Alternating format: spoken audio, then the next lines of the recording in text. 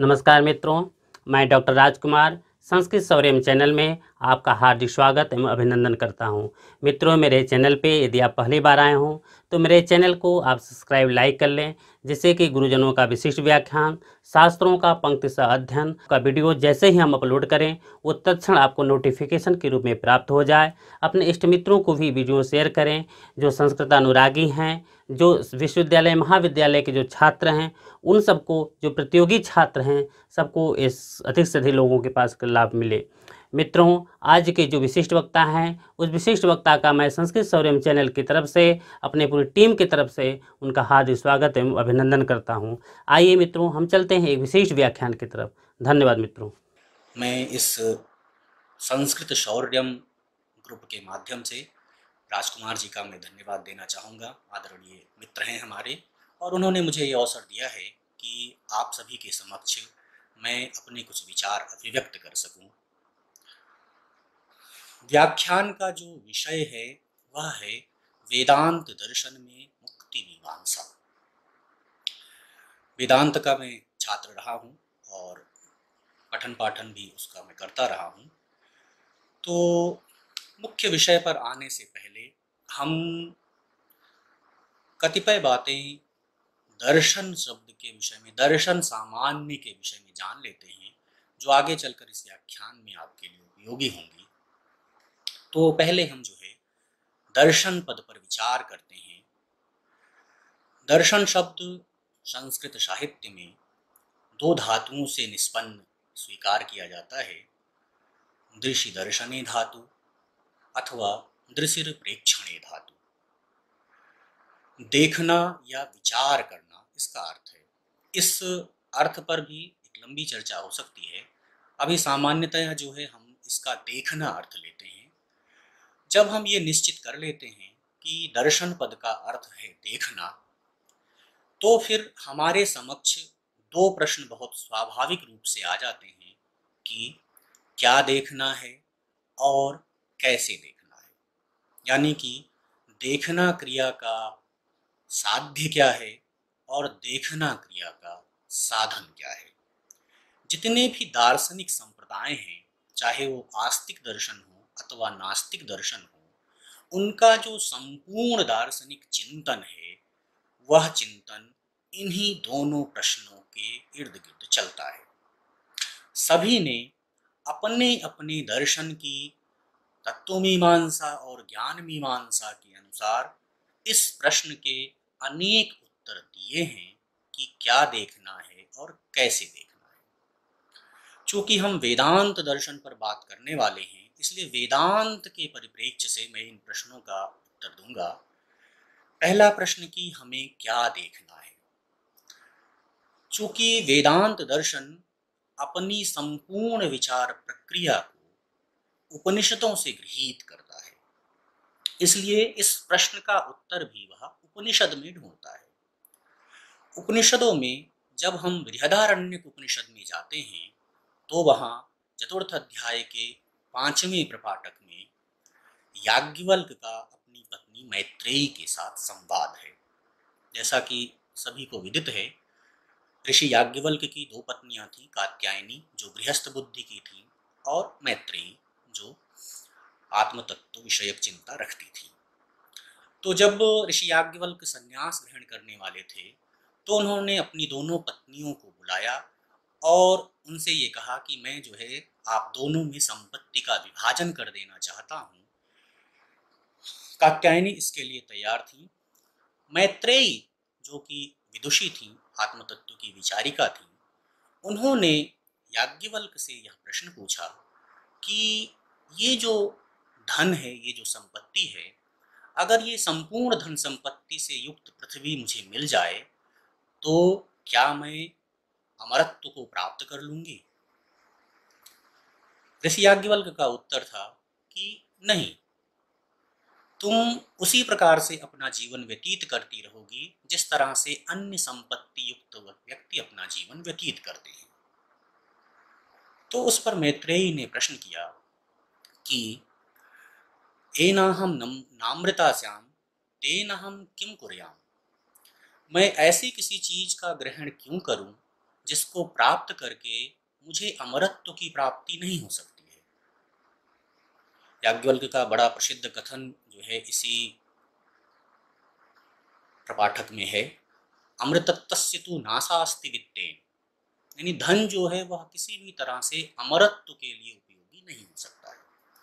आगे फिर जो है इस पूरे प्रसंग में याज्ञवल्क्य मैत्रेयी को विभिन्न सांसारिक पदार्थों की असारता प्रदर्शित करते हैं। पति से प्रारंभ करके जो प्रसिद्ध वाक्य प्राय सबने पढ़ा होगा कि न वै अरे पत्युः कामाय पति प्रियो भवति, आत्मनस्तु कामाय सर्वं प्रियं भवति। जो कुछ भी है वह सबसे अधिक प्रिय व्यक्ति को अपनी आत्मा होती है, अपना स्व जो है वह व्यक्ति को सर्वाधिक प्रिय होता है। एक लंबी श्रृंखला आचार्य याज्ञवल्क्य गिनाते हैं, पति, पुत्र, पत्नी, धन, पशु, यज्ञ, वेद, और अंततः जो है वह उसका परिसमापन करते हुए कहते हैं कि यदि अमरत्व की आकांक्षा रखनी है, अमरत्व की प्राप्ति करनी है, तो आत्मा वारे द्रष्टव्यः, श्रोतव्यः, मंतव्यो, निध्यासितव्यश्च मैत्रेयी। आत्म तत्व का दर्शन करना चाहिए, उसका श्रवण मनन और निधिध्यासन करना चाहिए। अब देखिए दोनों प्रश्नों के उत्तर यही हैं। वेदांत की दृष्टि में दर्शन क्रिया का जो साध्य है वो आत्म तत्व है, और उसका साधन श्रवण मनन और निधिध्यासन है। मंतव्यश्चोपपत्तिभिः मत्वा च सततं ध्येयम् एते दर्शन हेतवः। तो दर्शन के तीन हेतु हैं, श्रवण, मनन और निधिध्यासन। हम इनके स्वरूप पर आगे अभी चर्चा में आएंगे। तो ये दो प्रश्नों के उत्तर हमें यहाँ वेदांत से मिलते हैं। दूसरी बात, सामान्य बात जो सभी को है कि दर्शन का जो विभाग किया जाता है, दर्शन संप्रदायों का विभाजन, तो प्रायः एक विभाग से हम सभी लोग परिचित हैं, आस्तिक और नास्तिक, 6 आस्तिक दर्शन और 3 नास्तिक दर्शन। एक दूसरा विभाग जो है जो कम प्रचलित है, किंतु यहाँ हमारा जो है चूंकि विषय वो अधिक सारगर्भित होगा उससे, दर्शन का एक विभाग इस तरह से भी किया जा सकता है कि जगत की सत्ता और जगत का स्वरूप किस दर्शन को कैसा मान्य है। तो इस दृष्टि से हम दर्शन संपत्तियों को दो कोटि में रख सकते हैं। एक कोटि में वे दार्शनिक आते हैं जो इस जगत को वास्तविक मानते हैं। ऐसे दार्शनिकों को हम वस्तुवादी दार्शनिक कहते हैं या रियलिस्ट फिलोसफर्स कहते हैं, जिनमें मुख्यतः न्याय वैशेषिक हैं। उसके अलावा सांख्य, योग, मीमांसा, अन्य सभी दर्शन। दूसरा विभाग जो है वह प्रत्ययवादी दर्शन का है। प्रत्यय का अर्थ है आइडिया या कॉन्सेप्ट। जो दार्शनिक इस जगत को एक आइडिया मानते हैं, कॉन्सेप्ट मानते हैं, यानी ये केवल एक बुद्धि का विषय है, वस्तुतः इसकी कोई सत्ता नहीं है, या सीधे शब्दों में कहें तो जो जगत को मिथ्या मानते हैं, वे दर्शन प्रत्ययवादी दर्शन की कोटि में आते हैं, जिनको हम आइडियलिस्ट फिलोसफर्स कहते हैं। इनमें सर्वप्रमुख नाम जो है वह अद्वैत वेदांत दर्शन का है। उसके अलावा जो है हम बौद्धों में विज्ञानवाद और शून्यवाद को भी इस कोटि में रखते हैं। तो अद्वैत वेदांत जो है उसके संबंध में एक बात हमें स्पष्ट हो गई कि वह प्रत्ययवादी दर्शन है, और प्रत्ययवादी दर्शन की मूल मान्यता यह है कि ये जो व्यवहार्यमाण जगत है, इंद्रियों के द्वारा हम जिसके साथ व्यवहार करते हैं, इस जगत की वास्तविक सत्ता नहीं है, इसकी केवल प्रातीतिक सत्ता है, मिथ्या सत्ता है या कल्पित सत्ता है। इसके तर्कों पर भी मैं आऊँगा कि अद्वैत वेदांत जो है इस जगत का मिथ्यात्व प्रदर्शित करने के लिए क्या तर्क देता है। तो आज जो है चूंकि वेदांत दर्शन में, मुक्ति मीमांसा में वेदांत दर्शन के अनेक संप्रदाय हैं, प्रायशः यह गलतफहमी हो जाती है कि वेदांत जो है वह केवल शंकर का अद्वैत वेदांत है। तो एक दार्शनिक होने के नाते या दर्शन का विद्यार्थी होने के नाते मैं स्पष्ट करना चाहूँगा कि वेदांत जो है वह अनेक संप्रदायों में विभक्त है, जिसमें अद्वैत वेदांत एक उसका भाग है, एक शाखा है उसकी। मुख्य रूप से हम इसको 6 संप्रदायों में विभाजित कर सकते हैं, यानी वेदांत का जो विभाजन है वो हम 6 संप्रदायों में कर सकते हैं। पहला जो है वह अद्वैत वेदांत है। अद्वैत वेदांत जो जिसका मूल जो है वह उपनिषदों में उपलब्ध होता है, जैसा कि आचार्य सदानंद कहते भी हैं, वेदांतो नाम उपनिषद प्रमाणम तदुपकारिणी शारीरक सूत्रादीनि च। प्रायशः यह भी जो है मिसअंडरस्टैंडिंग होती है कि अद्वैत वेदांत आचार्य शंकर का प्रारंभ किया हुआ है। बिल्कुल नहीं, यह जो है आचार्य शंकर से प्रारंभ नहीं हुआ है।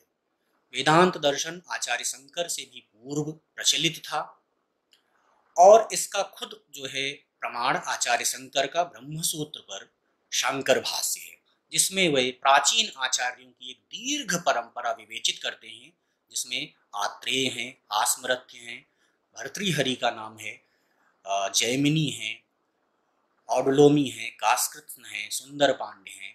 तो इस तरह से जो है एक सुदीर्घ परंपरा थी, जिनके ग्रंथ भी हमें उपलब्ध नहीं हैं। और यदि हम ऐतिहासिक दृष्टिकोण से भी विवेचन करें तो आचार्य शंकर के परम गुरु भगवत्पाद गौड़पाद जो है वह पूर्ववर्ती हैं, 6ठी शताब्दी के आचार्य हैं, और उनका एक बहुत प्रसिद्ध ग्रंथ मांडुक्य उपनिषद पर मांडुक्य कारिका उपलब्ध है और बहुत से विश्वविद्यालयों में वह पढ़ाई भी जाती है। तो ये जो है गलतफहमी नहीं होनी चाहिए कि ये शंकर के द्वारा प्रारंभ किया गया है। ये बात अवश्य है कि शंकर ने अद्वैत वेदांत की आधार भूमि को उस ऊंचाई तक, उस महनीय ऊंचाई तक पहुंचा दिया है जहां उनके पहले अथवा उनके बाद का कोई भी आचार्य ऐसा नहीं कर पाया। तो हम उन्हें अद्वैत वेदांत का प्रतिष्ठापक आचार्य कह सकते हैं। दूसरी जो शाखा वेदांत की है वह है विशिष्टाद्वैत वेदांत, जो कि रामानुज के साथ, आचार्य रामानुज के साथ संबद्ध की जाती है। यहाँ भी वही बात है, प्रायः हम यह समझते हैं कि आचार्य रामानुज ने इसका प्रवर्तन किया है, यह भी ठीक नहीं है। रामानुज से पूर्व भी जो है ये परंपरा है। स्वयं रामानुज जो है अपने श्रीभाष्य में इसका उल्लेख करते हैं, पाराशर्य वचः शिलाम दुग्धाब्धि मध्योद्धृताम पूर्वाचार्य सुरक्षिताम। तो ये पूर्व के आचार्यों के द्वारा सुरक्षित रखी, और आगे वो नाम भी लेते हैं, भगवत बोधायन कृताम विस्तीर्णाम ब्रह्मसूत्र वृत्ति। तो बोधायन का नाम वो स्पष्टता लेते हैं, उसके अलावा अन्य आचार्यों का भी वो उल्लेख करते हैं। तो रामानुज जो है वो विशिष्टाद्वैत के प्रतिष्ठापक आचार्य हैं। तीसरा मत जो है द्वैत वेदांत का है, मध्व जिसके प्रतिष्ठापक आचार्य हैं। चौथा मत द्वैताद्वैत वेदांत का है, निम्बार्क जिसके प्रतिपादक आचार्य हैं। पांचवा मत शुद्धाद्वैत वेदांत है, वल्लभाचार्य जिसके प्रतिपादक हैं। और छठा मत जो है वह अचिंत्य भेदा भेदवाद का है, चैतन्य महाप्रभु जिसके प्रतिष्ठापक हैं। तो ये 5 शाखाएं मिलकर वैष्णव वेदांत कहलाती हैं या भक्ति वेदांत कहलाती हैं, क्योंकि ये सभी जो है विष्णु के किसी न किसी अवतार की उपासना करते हैं और भक्ति को मुक्ति का साधन मानते हैं। और छठी शाखा जो अद्वैत वेदांत की है, जिस पर आज हम चर्चा करेंगे। तो अद्वैत वेदांत पर जब हम आते हैं तो अद्वैत पद का जब हम अर्थ स्पष्ट करते हैं तो अद्वैत का अर्थ जो है वह द्वैत निषेध है। द्वयोर भावः द्विता, द्विता एव द्वैतम, नाद्वैतम इति अद्वैतम। ये बात बहुत स्पष्ट रूप से समझने की है कि अद्वैत वेदांत में किसी भी तरह से तत्व की संख्या का प्रतिपादन नहीं है कि तत्व एक है, दो है, नहीं। ये स्पष्टता जो है द्वैत निषेध की बात करता है। जो दो नहीं है वही अद्वैत है, वही अद्वैत है। तो जो परम सत्ता है, ब्रह्म तत्व की परम सत्ता है, उसको किसी भी तरह से संख्या से जोड़कर नहीं देखा जाना चाहिए। जब श्रुतियों में यह कहा गया है कि वह एकमेवा द्वितीयम है, एक पद के प्रयोग से भी यह भ्रांति नहीं करनी चाहिए कि वहाँ वेदांती, अद्वैत वेदांती का अभिप्राय वह एक संख्या बतलाने में है। इसमें भी बहुत सारे जो है इस पर भी एक लंबी डिबेट की जा सकती है कि वह संख्या को क्यों नहीं मानता है और अद्वैत का अर्थ जो है वह द्वैत निषेध क्यों करता है। तो हम उस पर जो है कभी और अवसर पर जो है चर्चा करेंगे। अभी हमारा ये सामान्य समझना है कि अद्वैत में अद्वैत पद का अर्थ जो है वह द्वैत का निषेध है। वेदांत शब्द का अर्थ सबको स्पष्ट है, वेद का अंत, यानी वेद का जो चरमोत्कर्ष है, जैसा कि अमरकोशकार का कहना है, अंतो जगन्यो चरमो। अंत पद के अनेक अर्थ हैं, वेदांत के साथ हमें अंत पद का अर्थ जो है वो चरम के रूप से लेना है। तो जो वैदिक ज्ञान राशि है, जो कि संहिता, ब्राह्मण, आरण्यक और उपनिषदों में विभाजित है, तो जो ज्ञान कांड का उत्कर्ष है, यद्यपि ज्ञान सब में निहित है, संहिता में भी, ब्राह्मण में भी, आरण्यक में भी, किंतु ज्ञान कांड का जो चरमोत्कर्ष है वह चरमोत्कर्ष उपनिषद में पाया जाता है और वो भी ब्रह्म विद्या की प्रतिपादन परता के कारण। तो वेदांती जो है इसलिए वेदांत शब्द से उसी उपनिषद राशि का ग्रहण करता है, जैसा कि अपने ग्रंथ वेदांत सार में आचार्य सदानंद यति ने स्पष्टता लिखा है, वेदांतो नाम उपनिषद प्रमाणम तदुपकारिणी शारीरक सूत्रादीनि च। तो ये एक सामान्य परिचय जो है दर्शन का, अद्वैत वेदांत की मीमांसा का। अब हम जो है जो मुख्य विषय है हमारा मुक्ति मीमांसा पर आते हैं।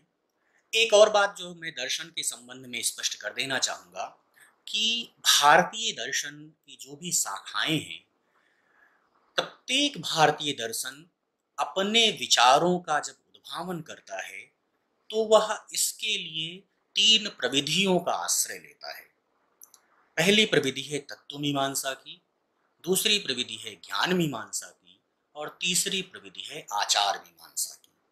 तो तत्व मीमांसा, आचार मीमांसा और ज्ञान मीमांसा के माध्यम से वह अपने चिंतन को जिज्ञासु के समक्ष उद्घाटित करता है। इनमें भी तत्व मीमांसा और ज्ञान मीमांसा को प्रायशः अधिक श्रेष्ठ समझा जाता है, क्योंकि इसमें जो है वह तत्व के चिंतन का प्रदर्शन किया गया है। वहाँ तर्क है, युक्तियाँ हैं, अपने सिद्धांतों की स्थापनाएं हैं।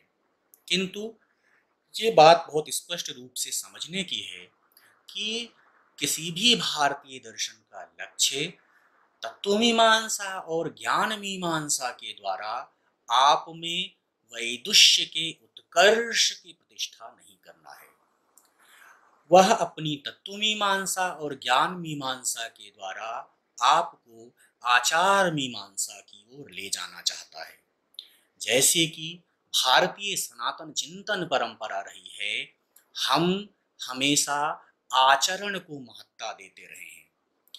वह आचरण चाहे हम अपने परिवार में सीखते हैं, अध्यापकों से सीखते हैं, समाज से सीखते हैं, भारतीय परंपरा का जो चिंतन रहा है वह हमेशा से आचार को श्रेष्ठ करना रहा है।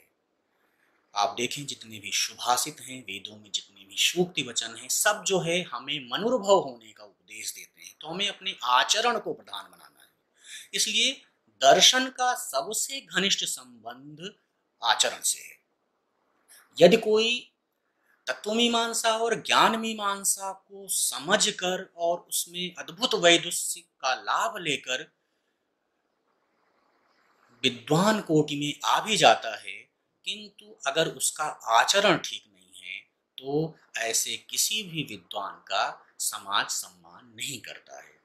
इसलिए ये ध्यान अवश्य रखने की बात है कि हम अपने आचरण को सुधारें। ये प्रत्येक जो है दार्शनिक मीमांसा का लक्ष्य है। अब जब हम आचरण पर आते हैं तो हम अपने वर्तमान जीवन को जब देखते हैं तो हम यह पाते हैं कि हमारा जो व्यावहारिक अनुभव है, इस व्यावहारिक अनुभूति में हमें दुख और सुख दोनों की लब्धि होती है। दुख जैसा कि उसका न्याय लक्षण करता है प्रतिकूल वेदनीयम दुखम, और सुख जैसा कि अनुकूल वेदनीयम सुखम। तो हमें दुखानुभूति भी है, सुखानुभूति भी है। इन दोनों अनुभूतियों में दुख की अनुभूति प्रायशः अधिक है, और प्रत्येक मनुष्य, चाहे वह दर्शन का जिज्ञासु हो, दर्शन का आचार्य हो, किसी शास्त्र का आचार्य हो, अथवा कोई सामान्य मनुष्य हो, प्रत्येक मनुष्य अपने जीवन में दुखों से दूर रहना चाहता है और सुख को पाना चाहता है। सबकी यही कामना है, सुखम में स्यात् दुखम में ना भूयात्। तो ये जो दुख निवृत्ति की कामना है या सुख प्राप्ति की कामना है, आनंदानुभूति की इच्छा है, ये इच्छा ही मनुष्य को एक ऐसे मार्ग को खोजने के लिए प्रेरित करती है जिसे ही दर्शन की परंपरा में मुक्ति मीमांसा या मोक्ष सिद्धांत के नाम से जाना जाता है। तो इसके दोनों पक्ष हैं भारतीय दार्शनिकों में। मोक्ष का एक भावात्मक पक्ष भी है, जहाँ यह स्वीकार किया जाता है कि मुक्ति की अवस्था में आनंद की अनुभूति होती है, जैसा अद्वैत वेदांत मानता है। और दूसरा जो है निषेधात्मक पक्ष भी है, जो न्यायादि दर्शनों को स्वीकृत है कि मुक्ति की अवस्था में किसी भी प्रकार की आनंदानुभूति नहीं होती है, दुख निवृत्ति अवश्य हो जाती है। तो त्रिविध दुखों की अथवा दुखों की संख्या कोई भी हो, सांख्य योग दर्शन में 3 प्रकार के दुख हैं। सामान्य परंपरा में भी दैहिक, दैविक, भौतिक तापों की चर्चा होती है। न्याय दर्शन में 21 प्रकार के दुखों की चर्चा है, तर्क भाषा अगर आप सबने पढ़ी हो तो। तो संख्या कितनी भी हो, दुख का जो मूल स्वरूप है, मूल स्वभाव है, वो एक ही होता है। तो दुखों से जो एकांतिक और आत्यंतिक निवृत्ति है, ये एकांतिक और आत्यंतिक निवृत्ति की इच्छा ही जो है वह मोक्ष की तरफ हमें प्रेरित करती है, ले जाती है। अब ये सुनने में बहुत आसान या साधारण लगता है कि हम किसी एक ऐसे साधन की तलाश कर लें जिससे हमारा ये दुख सर्वदा के लिए दूर हो जाए अथवा हमें नित्य निरंतर सुखानुभूति होती रहे, लेकिन ये प्रक्रिया अत्यंत कठिन है। चारवाकों को छोड़ दें तो उसके अलावा जितनी भी दर्शन धाराएं हैं, उन सब में इसके लिए एक दीर्घ परंपरा बताई गई है। तो जैसा कि विवेक चूड़ामणि में आचार्य शंकर कहते भी हैं कि ये बहुत दुर्लभ है, दुर्लभम त्रयमेव एतद् दैवानुग्रह हेतुकम मनुष्यत्वम मुमुक्षुत्वम महापुरुष संश्रयः। तो 3 चीजें बहुत ही दुर्लभ कोटि में हैं। मनुष्य होना, मनुष्य होने पर भी मोक्षा होना, मोक्ष विषय की इच्छा होना, और वैसा हो जाने पर भी महापुरुष संश्रयः, ऐसा योग्य आचार्य मिल पाना जो आपको उस सदमार्ग का उपदेश कर दे जिस पर चलते हुए आप अपने लक्ष्य को प्राप्त कर लें। तो मोक्ष की ये संकल्पना, ये हमारी चिंतन परंपरा में दर्शन से इतर जो हमारी चिंतन परंपरा रही है उसमें भी है। जैसा कि हम 4 पुरुषार्थों की व्यवस्था पढ़ते हैं तो वहाँ मोक्ष को परम पुरुषार्थ के रूप में विहित किया गया है। तो साहित्य शास्त्र के आचार्यों में भी धर्मार्थ काम मोक्ष, सूर्यकांत सर मुझे दिख रहे हैं, उनको मैं प्रणाम करता हूँ। तो वहाँ भी जो है मोक्ष मार्ग जो है साहित्य के माध्यम से भी ये निष्पन्न किया गया है। तो संस्कृत वाङ्मय का कोई भी साथ हो, कोई भी अंग हो, कोई भी उपांग हो, सभी उसी परम पुरुषार्थ के चिंतन को लेकर ही प्रवृत्त होते हैं। अब मोक्ष की संकल्पना पर कतिपय आपत्तियां भी की जाती हैं, क्योंकि ये जो भौतिकतावादी युग है, इस भौतिकतावादी में मनुष्य क्या है, सब कुछ इसी जीवन में प्राप्त कर लेना चाहता है, शीघ्रातिशीघ्र प्राप्त कर लेना चाहता है, और वह उसके लिए बहुत श्रम भी नहीं करना चाहता है। जबकि मोक्ष मार्ग की जो प्रक्रिया है, ये जो साधना है, ये साधना जो है वह बहुत परिश्रम वाली है। जैसा कि पतंजलि अपने योग सूत्र में कहते हैं, सतु दीर्घ काल नैरंतर्य सत्कारा सेवितो दृढ़ भूमि। तो दीर्घ काल निरंतरता और श्रद्धा, सत्कार से आसेवित होने पर जो है यह मार्ग लभ्य होता है, यह समाधि जो है वह तब लगती है। तो वे जो है जितने भी आधुनिक चिंतक हैं या जो इस मोक्ष सिद्धांत में विश्वास नहीं करते हैं, वे इसकी आलोचना करते हैं कि वर्तमान युग में इसका औचित्य क्या है, ये अर्थ शून्य है, कोई भी जो है मोक्ष के लिए प्रयास क्यों करेगा, क्योंकि ये भावी जन्मों में प्राप्त होने वाला है, कब मिलेगा ये कोई निश्चित नहीं है, और कब तक इसके लिए साधना करनी पड़ेगी, तो कोई भी जो है उसके पास इतना धैर्य नहीं है या परिश्रम नहीं है, इसलिए वे इसे नकारने की कोशिश करते हैं। पाश्चात्यों में एक बड़ी लंबी श्रृंखला चली है, एक बड़े जो है लेखक हैं हेनरी सिडविक, जिनका एक सिद्धांत है पैराडॉक्स ऑफ हिडोनिज्म का। उन्होंने अपनी एक पुस्तक जो है द मेथड्स ऑफ एथिक्स में लिखा है कि मोक्ष की संकल्पना जो है ये अनौचित्य है। Pleasure can't be acquired directly. कहते हैं कि कोई भी सुख जो है वो सीधे प्राप्त नहीं किया सकता है, ये एक बाई प्रोडक्ट है। तो हम किसी और पर अपना फोकस करते हैं और फिर हमें जो है उसी मार्ग में ये मोक्ष मिल जाता है या सुख मिल जाता है। तो ये जो आलोचक हैं सिद्धांत के, वे इस मोक्ष सिद्धांत की आलोचना करते हैं, किंतु भारतीय परंपरा जो है वह इसका उत्तर देती है कि मोक्ष जो है यह एक जीवन व्यापी संकल्पना है। तेन त्यक्तेन भुंजीथा की जो प्रवृत्ति है, ये जो ईशोपनिषद का उपदेश है, ये जो त्याग वृत्ति है और जो नैतिक उत्थान है व्यक्ति का, जो आचरण की महत्ता है, ये आचरण की महत्ता मोक्ष की संकल्पना में निहित है। और यदि आप वर्तमान जीवन में ऐसे किसी सुख की अनुभूति को अनुभव करना चाहें या ऐसे सुखानुभव करना चाहें जो कि मोक्ष का समानार्थक हो सकता है, मोक्ष के सदृश हो सकता है, तो ये भी कहा जाता है कि जैसे कि हम अपने जीवन में देखते हैं कि जब हम सामान्य निद्रा लेते हैं तो वो जो निद्राजन्य सुख है, और जब कभी हम बहुत थकान के पश्चात विश्रांति जन्य निद्रा लेते हैं, तो उस निद्रा से उठने के पश्चात हमारा जो अनुभव होता है उसमें देखिए कितना अंतर आ जाता है। खिलाड़ी देखिए जब बहुत परिश्रम करके खेलने के उपरांत आता है और उसके बाद उसकी वह निद्रा में जाता है, और निद्रा से जब सुक्ति से बाहर आता है, तब उसे जो सुखमहामस्वाप्सन की अनुभूति होती है। या जब हम अपनी कोई पसंद की चीज करते हैं, किसी को यदि संगीत बहुत अच्छा लगता है, तो जब वह अपना मनपसंद संगीत सुनता है तो वह एक ऐसी शांति में खो जाता है जो कि अलौकिक है। तो हमारा ये जो सामान्य अनुभव है ना, ये प्रदर्शित करता है, सूचित करता है कि मोक्ष में जिस आनंद की बात की जा रही है, जिस नित्य निरतिशय आनंद की बात की जा रही है, वह दुर्गम में नहीं है, वो प्राप्त किया जा सकता है। वो ये नहीं है कि यह नहीं प्राप्त होगा, यह अलक्ष्य है, ऐसा बिल्कुल नहीं है। तो ये जो है मोक्ष की संकल्पना पर कुछ आपत्तियां हैं। मोक्ष के लिए भारतीय दर्शन में अनेक मुक्तिवाचक पदों का भी उल्लेख किया जाता है। सामान्यतः मोक्ष पद का प्रयोग है मोक्षा स्याद वासना क्षया, मुक्ति को उपनिषद कहता है। मुक्ति पद का प्रयोग होता है भोग वासना त्यागो मुक्ति, योग वासिष्ठ में जैसा कहा गया है। अपवर्ग पद का प्रयोग न्याय वैशेषिक दर्शन करता है। कैवल्य पद का प्रयोग हम पाते हैं सांख्य योग में, जैन में। निर्वाण पद का प्रयोग हमें बुद्धिज्म में मिलता है, बुद्धिस्ट फिलॉसफी में मिलता है। तो ये सभी पद जो है वो समानार्थी हैं। ये सभी अलग अलग इसलिए हैं क्योंकि ये प्रत्येक की तत्व मीमांसा और ज्ञान मीमांसा के अनुसार रखे गए हैं। यदि हम भारतीय दर्शन में मोक्ष के मार्गों की चर्चा करें, यानी कितने तरीकों से मोक्ष की अवाप्ति हो सकती है, तो हम यह पाते हैं कि इसके लिए भारतीय दर्शन में 4 मार्ग हैं। कर्म, पहला मार्ग है कर्म का, दूसरा है ज्ञान, तीसरा है भक्ति, और चौथा है योग। तो कर्म, ज्ञान, भक्ति और योग, इन 4 माध्यमों के द्वारा, इन 4 साधनों की सहायता से भारतीय दर्शन उस परम पुरुषार्थ मोक्ष की प्राप्ति का मार्ग निर्देशित करता है।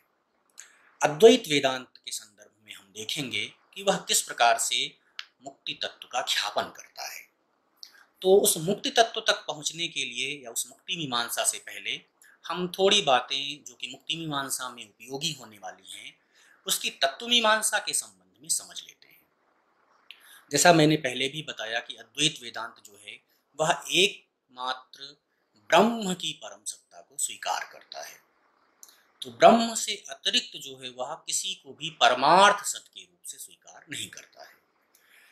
तो पहला सिद्धांत उसका है कि ब्रह्म की ही परम सत्ता है।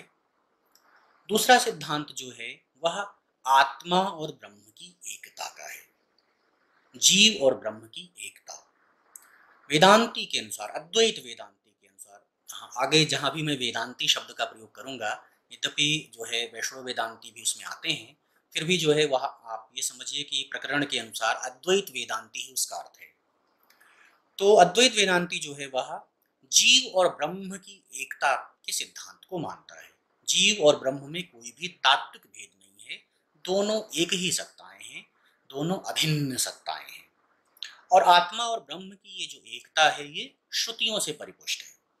पांडुक्योपनिषद की एक श्रुति वाक्य है अयं आत्मा ब्रह्म, यानी आत्मा ही ब्रह्म है, ब्रह्म ही आत्मा है।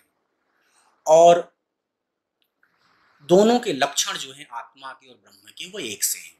इसी उपनिषद में जब हम तुरीय के स्वरूप का ख्यापन पढ़ते हैं, तब हम देखते हैं कि जो लक्षण ब्रह्म के लिए कहे गए हैं वही लक्षण आत्मा के लिए भी हैं।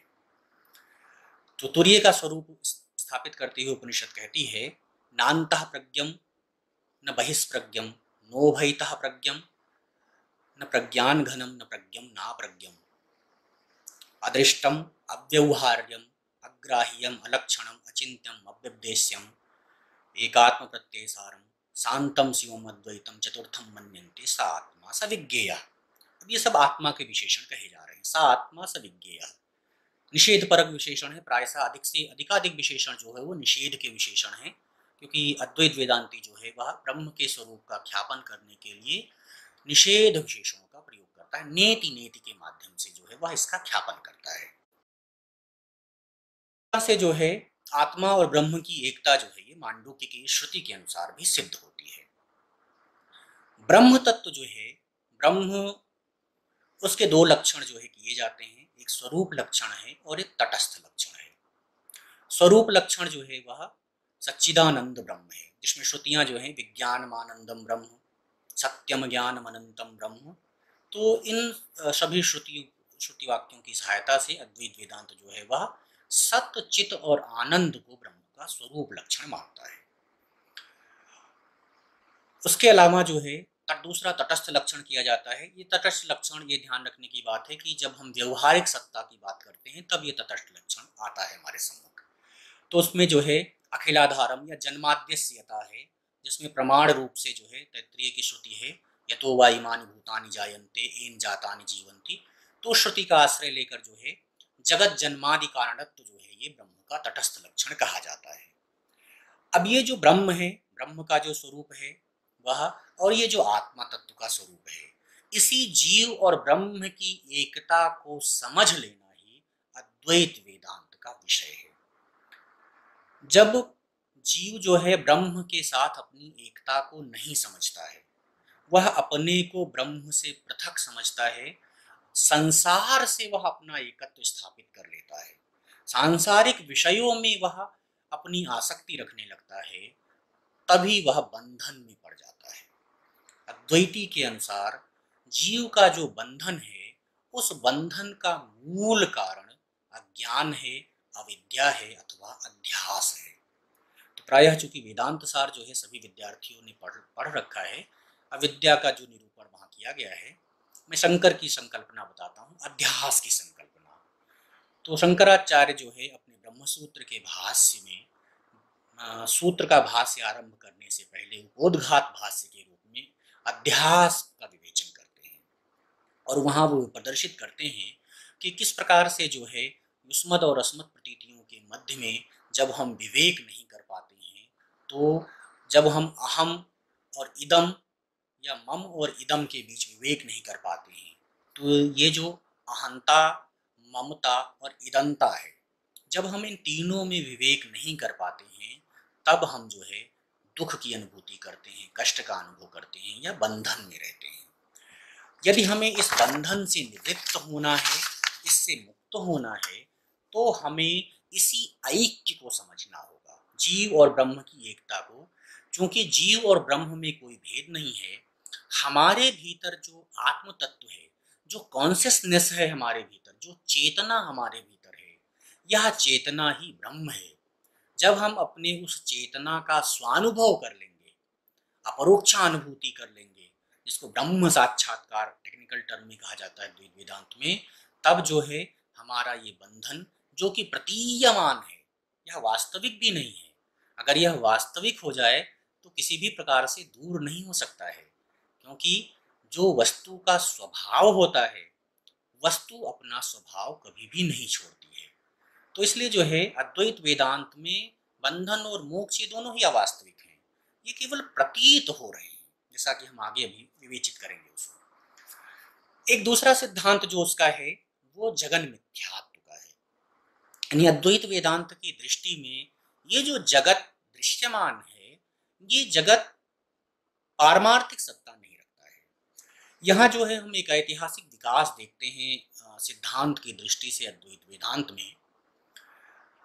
जो आचार्य गौड़पाद हैं, आचार्य गौड़पाद के मांडुक्य कारिका में अजातवाद का सिद्धांत स्थापित किया गया है।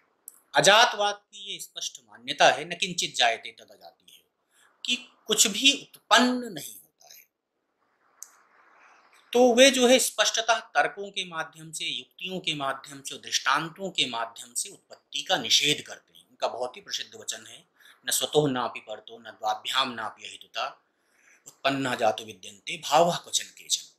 किसी भी तरह से उत्पत्ति नहीं हो सकती है। कितने भी सिद्धांत जो उत्पत्ति के हैं, चाहे वो सत्कार्यवाद हो, चाहे असत्कार्यवाद हो, सत्सत्कार्यवाद हो, स्वभाववाद हो, वे सभी सिद्धांतों का तार्किक खंडन करते हैं और वे स्थापित करते हैं कि उत्पत्ति को किसी भी दृष्टि से तर्कतः सिद्ध नहीं किया जा सकता है। फिर ये प्रश्न होता है कि यदि ये उत्पत्ति नहीं होती है तो फिर ये जो प्रतीत हो रहा है, ये जो जगत हम अपने शरीर के द्वारा, इंद्रियों के द्वारा ये जो व्यवहार कर रहे हैं, ये कैसा है? इसको हम किस कोटि में रखें? तो अद्वैत वेदांती ये उपदेश करता है कि ये जो जगत है, ये जगत की सत्ता व्यावहारिक सत्ता है। फिर हम देखते हैं एक नया एक विकास होता है, शंकर तक जब हम पहुंचते हैं तो हम देखते हैं कि उनके यहाँ सत्ता त्रय का सिद्धांत आता है। तो शंकर जो है वह तीन सत्ताओं की स्थापना करते हैं: प्रातिभाषिक सत्ता, व्यावहारिक सत्ता और पारमार्थिक सत्ता। ये जो है युग की आवश्यकता थी, क्योंकि किसी को भी ऐसा समझा देना, ऐसा कह देना कि दृश्यमान जगत जो है वह है ही नहीं, मिथ्या है, तो कोई भी मनुष्य इस पर विश्वास नहीं करता। इसलिए जो है अद्वैत वेदांत के आगे की आचार्यों ने जो है तत्त्रय के सिद्धांत को अपनाया। और इसे हम यदि दार्शनिक शब्दावली में कहें अद्वैत वेदांत की, तो हम अजातवाद से विवर्तवाद की तरफ आ गए। विवर्तवाद जहाँ ये मानता है, जिसमें ये माना जाता है कि एक अधिष्ठान भूत सत्वस्तु होती है, जिस सत्वस्तु पर अध्यास के कारण किसी दूसरे वस्तु की कल्पना हो जाने लगती है, उसकी प्रतीति होने लगती है। तो जिसका प्रसिद्ध उदाहरण जो है रज्जु सर्प के रूप में या सुप्तिका रजत के रूप में दिया जाता है। तो इसलिए जो है अद्वैत वेदांती कहता है कि ये जो जगत का उपदेश है, चूंकि उपनिषदों में भी सृष्टि प्रतिपादक वाक्य आए हैं, जैसा कि आपने वेदांत सार में भी पढ़ा होगा, तस्माद् वा तस्माद् आत्मनः आकाशः सम्भूता, या फिर आत्मा से जो है उत्पत्ति की प्रक्रिया उन्होंने प्रदर्शित की थी। तो इस तरह से जो है मृदा के दृष्टांत हैं, विस्फुलिंग के दृष्टांत हैं। तो ये स्वाभाविक प्रश्न होता है कि जब उपनिषद में ऐसा प्रतिपादित किया गया है कि वहाँ उत्पत्ति कही गई है, तदैच्छत् बहुश्याम प्रजायत तत्तेजो असृजत, तो अद्वैत वेदांत जो है इसका निषेध कैसे कर सकता है, जबकि वह उपनिषद को प्रमाण मानता है? तो उसका उत्तर अद्वैत यह देता है, कहकर देता है कि ये जो जगत प्रदर्शित किया गया है, ये जगत जो है वह मात्र समझाने के लिए है। गौड़पाद का एक बहुत प्रसिद्ध वचन है, विकल्पो विनिवर्तेत कल्पितो यदि केनचित उपदेशादयम वादो ज्ञाते द्वैतम न विद्यते। ये केवल जो है शिष्य को, जिज्ञासु को समझाने के लिए है जगत की सत्ता को। तो श्रुति जब सृष्टि प्रतिपादक वाक्यों का निदर्शन करती है, तो वहां यह नहीं समझना चाहिए कि ये सृष्टि प्रतिपादक वाक्य सृष्टि की वास्तविकता को स्थापित करते हैं। वहां ये समझना चाहिए कि यहाँ समझाने के लिए, उपदेश देने के लिए इनकी सत्ता को थोड़ी देर तक के लिए सत्य स्वीकार कर लिया गया है। तो इस तरह से जो है जगत की सत्ता को अद्वैत वेदांत में व्यावहारिक सत्ता के रूप में स्वीकार किया जाता है। यानी जब तक आपका व्यवहार चलता है, जब तक आप उस परमार्थ भूत ब्रह्म की अनुभूति नहीं कर लेते हैं, तब तक जो है यह जगत व्यवहित होता है। इसलिए उसकी तब तक सत्ता होती है और वो व्यवहारिक सत्ता है। तो तीन सत्ताएं हो गई। प्रातिभाषिक सत्ता जो है वह स्वप्न की है, अथवा जो भ्रम के दृष्टांत हैं रज्जु सर्प के अथवा सुप्तिका रजत के, ये प्रातिभाषिक सत्ताएं हैं, क्योंकि इनके जो प्रतिभास की अवधि है वो कम है। व्यावहारिक सत्ता जगत की है और पारमार्थिक सत्ता एकमात्र ब्रह्म की है। जगत का मिथ्यात्व द्योतित करने के लिए अद्वैती अनेक तर्क उपस्थापित करता है। गौड़पाद के मांडुक्य कारिका में एक पूरा प्रकरण ही जो है वह जगत मिथ्यात्व पर है, वैतथ्य प्रकरण जिसका नाम है, जहां आचार्य ने तर्क के माध्यम से, श्रुति के माध्यम से और अनुभव के माध्यम से, तीनों का आश्रय लेते हुए जगत मिथ्यात्व का निरूपण किया है। बहुत प्रसिद्ध कारिका उनकी है, वैतथ्या सर्वभावानाम स्वप्न आहुर्मनीषणा अंतः स्थानात्व भावानाम समृतत्वेन हेतुना। ये जो है तर्क है उनका कि स्वप्न के दृश्यों की तरह जागृत के दृश्य भी मिथ्या हैं। तो पहले वे स्वप्न दृश्यों का मिथ्यात्व उपस्थापित करते हैं और फिर उसके द्वारा जो है वो जागृत दृश्यों का मिथ्यात्व उपस्थापित करते हैं, जिसके लिए वो कहते हैं आदावंते चयन नास्ति वर्तमानी अभी तथा वितथ ही सदृशा संतो अभी तथायु लक्षिता। तो वस्तुतः जो है ये जगत वितथ है, इसमें तथ्य नहीं है। फिर भी जो मूढ़ हैं या अल्पज्ञानी हैं वो इसको तथ्य समझ लेते हैं।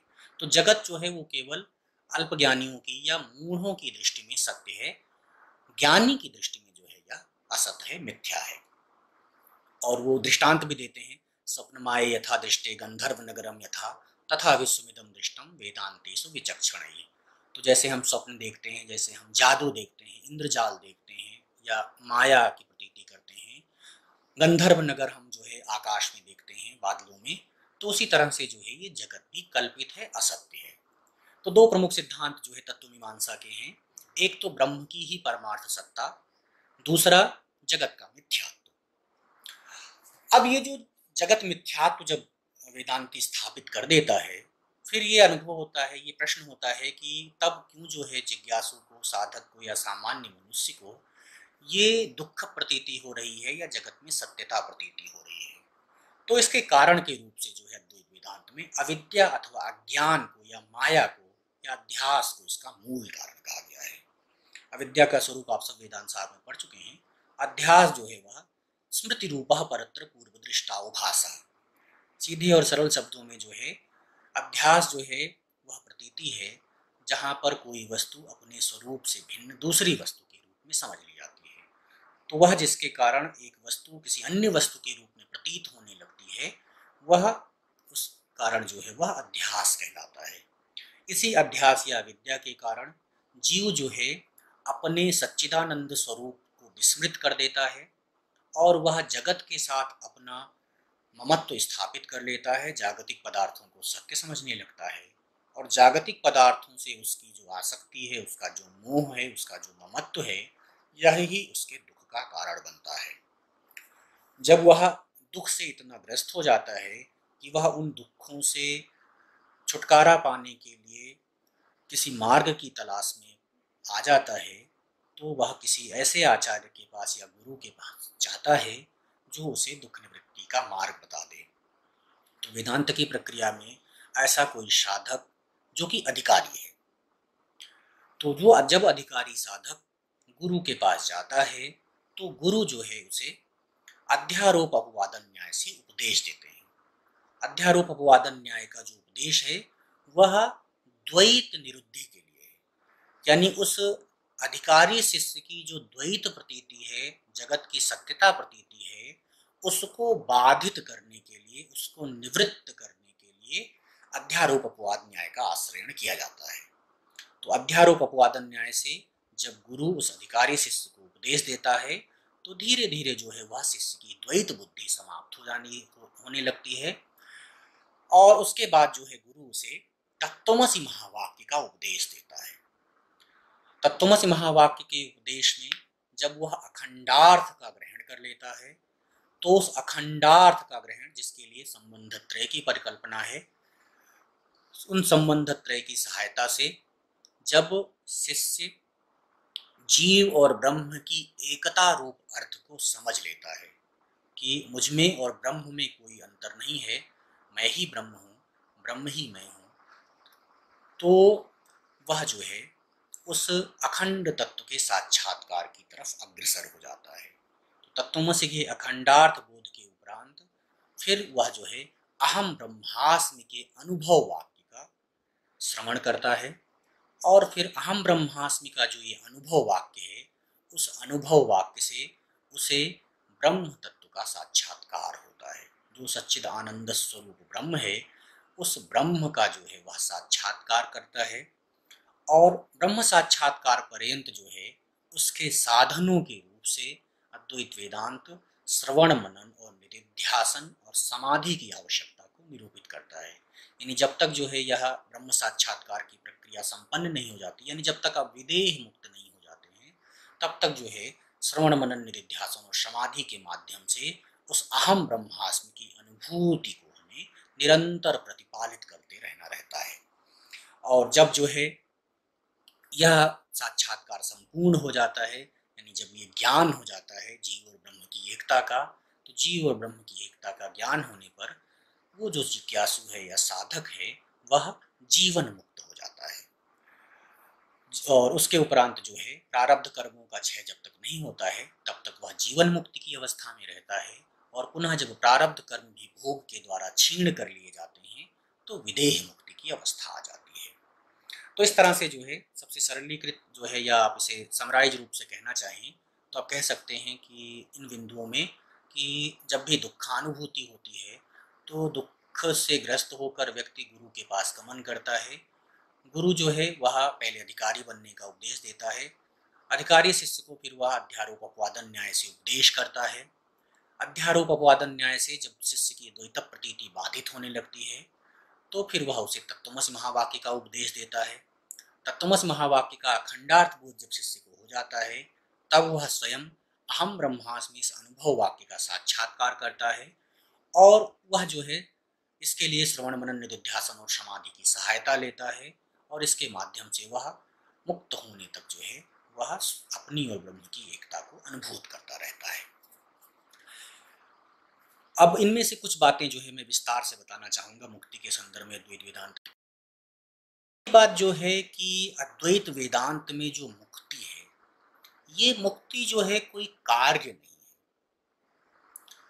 शंकर जो है स्पष्टतः अपने ब्रह्मसूत्र के भाष्य में ये कहते हैं कि मुक्ति जो है ना तो उत्पाद्य है, यानी ये किसी साधन से उत्पन्न नहीं होती है। जैसे कारण से कार्य उत्पन्न होता है, ऐसे मुक्ति उत्पन्न नहीं होती है। जो भी कार्य होता है, कार्य के चार संभव तरीके हो सकते हैं, चार संभव स्वरूप हो सकते हैं।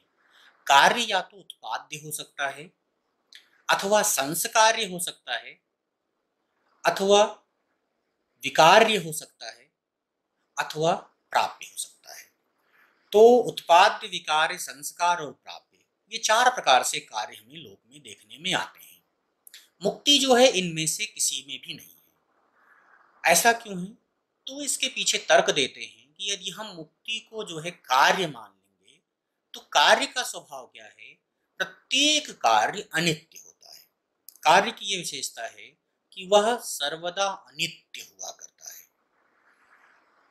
यदि हम मुक्ति को ऐसा मान लेंगे तो मुक्ति भी अनित्य हो जाएगी और कोई भी अनित्य मुक्ति को प्राप्त नहीं करना चाहेगा। हम तो मोक्ष मार्ग पर इसी आशा से बढ़े हैं, इसी आशा से हमने इसका ग्रहण किया है कि यह एक ऐसी अवस्था है जहां पहुंचकर हमारे सभी दुखों का सर्वदा के लिए, हमेशा के लिए अंत होने वाला है, जहां पुनः आने की आवश्यकता नहीं है। नसा पुनरावर्तनते की ये जो श्रुति है, ये द्योतित करती है कि वह एक ऐसी अवस्था है जिस अवस्था के बाद पुनरागमन नहीं है। हमारे समस्त संसरण जो है वह समाप्त हो जाने वाले हैं। तो इसलिए जो है अद्वैत वेदांत में मुक्ति को जो है वह नित्य प्राप्त कहा जाता है। मुक्ति जो है वह स्वभाव है, हम नित्य मुक्त हैं। तो ये बंधन और मोक्ष का जो कॉन्सेप्ट है, ये कॉन्सेप्ट भी जो है केवल समझने समझाने के लिए है। गौड़पाद या अद्वैत वेदांत का ये जो है एक उद्घोष वाक्य है जो आचार्य गौड़पाद ने मांडू की कारिका में दिया है। न निरोधो न चोत्पत्ति न बद्धो न च साधकः न मुमुक्षु न वै मुक्तः इत्येषा परमार्थता। जो परमार्थ ज्ञान है, यानी ये परमार्थ ज्ञान साधारण मनुष्य को नहीं पता है। जो ज्ञानी है, ज्ञानी इस बात को जानता है कि संसार में ना तो कोई वस्तु उत्पन्न होती है और यदि कोई वस्तु उत्पन्न नहीं होती है तो नष्ट भी नहीं होती है। न बद्धो न च साधका, जब कोई वस्तु नहीं है तो उस वस्तु से हमारा संपर्क भी नहीं है। यदि संपर्क नहीं है तो हमारा बंधन भी नहीं है, और यदि बंधन नहीं है तो मोक्षा की आवश्यकता ही नहीं है। मोक्षा तो उसे होगी जो बंधनग्रस्त होगा, जो कारागार में होगा, उसी को बाहर निकलने की अभिलाषा होगी। तो यदि बंधन नहीं है तो मोक्षा नहीं है, और मोक्षा नहीं है तो मोक्ष भी नहीं है। तो इसलिए ये जो सारे कॉन्सेप्ट हैं कि उत्पत्ति के, विनाश के, बंध के, मोक्ष के, ये सारी व्यवस्थाएं व्यावहारिक मात्र हैं, वास्तुतः नहीं है। पारमार्थिक दृष्टि से जो है ना तो बंधन है ना ही मोक्ष है। हमारी जो आत्मा है, हमारा जो चैतन्य तत्व है, ये नित्य मुक्त है, क्योंकि हम यानी अद्वैत वेदांती आत्मा एवं ब्रह्म में भेद नहीं मानता है। तो जिस तरह से ब्रह्म नित्य मुक्त सत्ता है, वैसे वही ब्रह्म हमारे भीतर भी विद्यमान है, तो हम भी नित्य मुक्त हैं। फिर ये होता है कि यदि हम नित्य मुक्त हैं तो फिर हमें इसकी अनुभूति क्यों नहीं है, और फिर जो है हम बंध और मोक्ष की प्रक्रिया का अवलंबन क्यों लेते हैं। तो इसके संदर्भ में जो है एक दृष्टांत प्रस्तुत करता है अद्वैत वेदांती। वो ग्रीवास्थ ग्रैवेक न्याय है। अध्यास या अविद्या के कारण हम जो है अपने उस वास्तविक स्वरूप को भूले हुए हैं। जैसे लोक में भी हम अनुभव करते हैं कि कई बार जो है कोई वस्तु हमारे पास होती है। जैसे जो लोग चश्मा लगाते हैं तो उनके साथ ये घटित हो जाता है ना, कई बार जो है वो चश्मा सर पे चढ़ा लेते हैं और भूल जाते हैं और खोजने लगते हैं कि उनका चश्मा कहाँ गया। पूरे घर भर में वो खोज लेते हैं कि चश्मा नहीं, चश्मा गायब हो गया, चश्मा गायब होगा, कहाँ चला गया। फिर जब उन्हें कोई ये बताता है कि भाई अरे चश्मा तो सर पे रखा हुआ है, और जब वो इसका पुनः ग्रहण करते हैं तो उनको ऐसा लगता है ना कि ये कोई नई चीज मिल गई है, जबकि ये नया नहीं है। ये तो जो था आपके पास उसी की पुनरुपलब्धि हो गई है। जो थोड़े समय के लिए आप विस्मृत हो गए थे, अज्ञान हो गया था आपको। तो वेदांती भी यही कहता है कि भाई इसी तरह से जो है आप भी हैं। आत्मा और ब्रह्म में कोई तात्विक भेद नहीं है, इसलिए जिस तरह से ब्रह्म नित्य मुक्त है वैसे ही आत्मा भी नित्य मुक्त है। हम क्या है, उसको विस्मृत हो गए हैं। कारण क्या है? अध्यास या अविद्या उसका कारण है। तो जैसे ही जो है कोई गुरु जो है हमें ये उपदेश कर देता है कि भाई तुम में और ब्रह्म में तो कोई भेद नहीं है, ये जो सांसारिक शरीर है अथवा इंद्रियों का व्यवहार है ये तो मिथ्या व्यवहार है, माया व्यवहार है, तुम तो इससे नितांत विलग हो, अलग हो। तो फिर जो है हम वो अनुभूति कर लेते हैं, तो जो हमें प्राप्त था वही हम पुनः प्राप्त कर लेते हैं। इसलिए अद्वैत वेदांत में मोक्ष जो है नित्य प्राप्तस्य प्राप्ति है। जो नित्य प्राप्त है उसको ऐसा लगता है कि दोबारा हमने फिर से प्राप्त कर लिया है। तो ये जो है किसी भी तरह का कोई कार्य नहीं है। एक ये बात। दूसरी बात जो मैंने आपको बताई कि मुक्ति मार्ग के जो 4 साधन हैं, कर्म, ज्ञान, भक्ति और योग, इसमें से अद्वैत वेदांत जो है वह ज्ञान मार्गी है। अद्वैत वेदांत का स्पष्ट घोष है कि मुक्ति केवल और केवल ज्ञान से हो सकती है, ना तो कर्म से, ना भक्ति से, ना योग से। तो इस संबंध में जो है उसके पास जो है श्रुति प्रमाण है और उसके पास तर्क भी है। श्रुति प्रमाण जो है ऋग्वेद का एक प्रसिद्ध वाक्य है, ऋते ज्ञानान्न मुक्ति। ऋते ज्ञानान्न मुक्ति ये वेदांती का घोष वाक्य है। यह श्वेतासुतर उपनिषद में कहा गया है, तमेव विदित्वा अतिमृत्युमेति नान्यः पंथा विद्यते। यानी ज्ञान के अलावा कोई दूसरा रास्ता नहीं है। विवेक चूड़ामणि में जो है शंकर ने एक बहुत जो है सुंदर बात कही गई है कि आप जो है ज्ञान से इतर कितने भी साधनों का प्रयोग कर लें, फिर भी जो है मुक्ति आपको प्राप्त होने वाले नहीं है।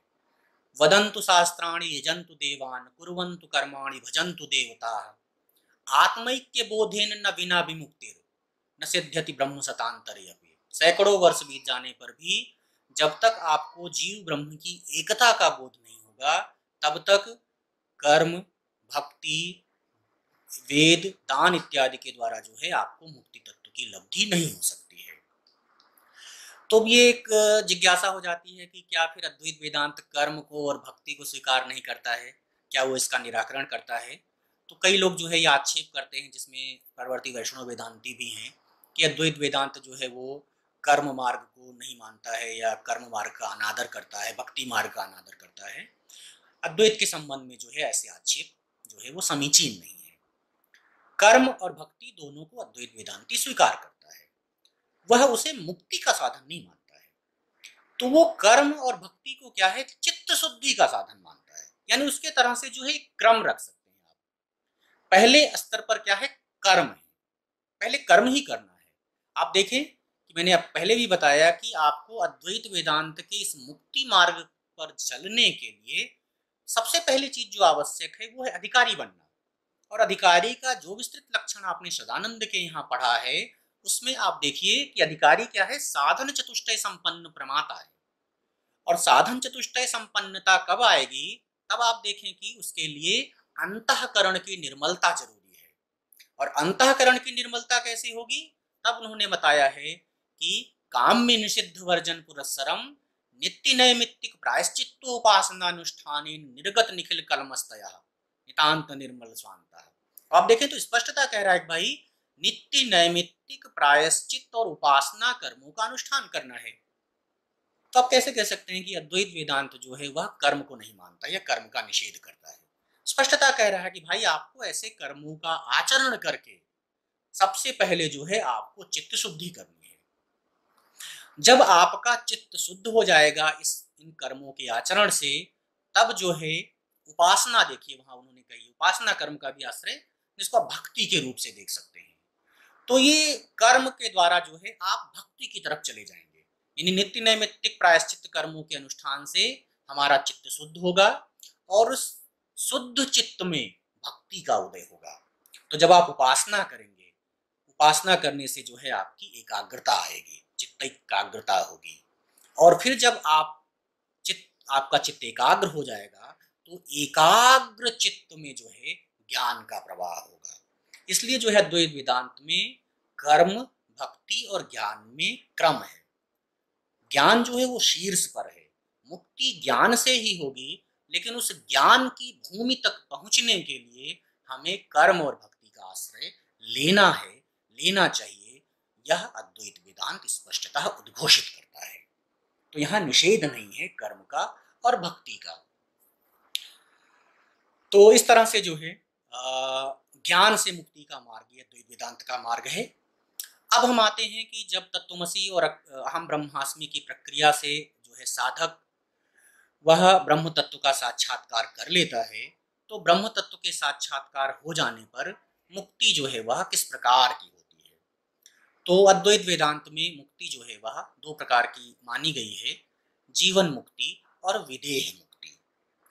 यहाँ जो है हम ये चर्चा कर सकते हैं कि जीवन मुक्ति और विदेह मुक्ति क्या दो प्रकार की मुक्ति संभव है, और कितने दर्शन संप्रदाय ऐसे हैं जो ये दो प्रकार के मुक्ति भेदों को स्वीकार करते हैं।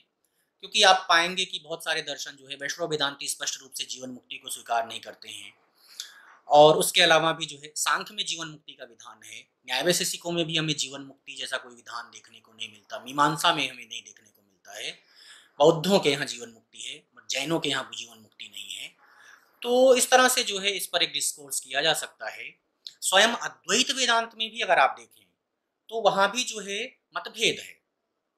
अद्वैत वेदांत में शंकर, वाचस्पति मिश्र, प्रकाशात्मा यति और विद्यारण्य ये प्रमुख आचार्य हैं जो जीवन मुक्ति के सिद्धांत को स्वीकृत करते हैं।